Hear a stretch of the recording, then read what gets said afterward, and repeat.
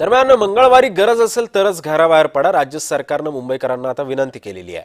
मुंबईसह उपनगरामध्ये सलग तिसऱ्या दिवशी सुद्धा मुसळधार पाऊस बरसतोय। सखल भागांमध्ये सुद्धा आता पाणी साचायला सुरुवात झाली आहे। वाहतूक कोंडी सुद्धा निर्माण झालेली आहे। मध्य रेल्वेची वाहतूक सुद्धा 15 ते 20 मिनिटांनी उशिराने धावतीये। मुंबईतील गांधी मार्केट असेल, अंधेरी सबवे असेल, मरीन लाईन्स परिसर, दादर पारसी कॉलनी, हिंदमाता दादर तसंच कुर्ला स्थानकामध्ये सुद्धा आता पाणी साचलेलं आहे।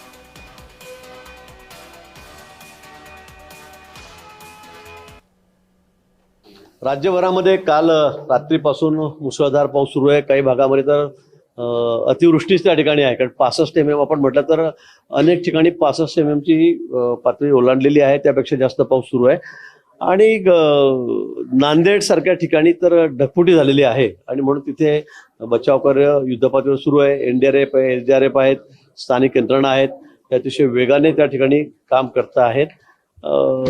काही गावामध्ये काही लोक अडकलेली होती, त्यांनाही बाहेर काढण्यात आले आहेत। 4-5 लोक 5 लोक जवळपास बेपत्ता आहेत, अजून नक्की सांगता येत नाहीत, त्या घरामध्ये का तिथपर्यंत जाता येत नाही आणि म्हणून त्यांचे शोधकार्य सुरू आहे।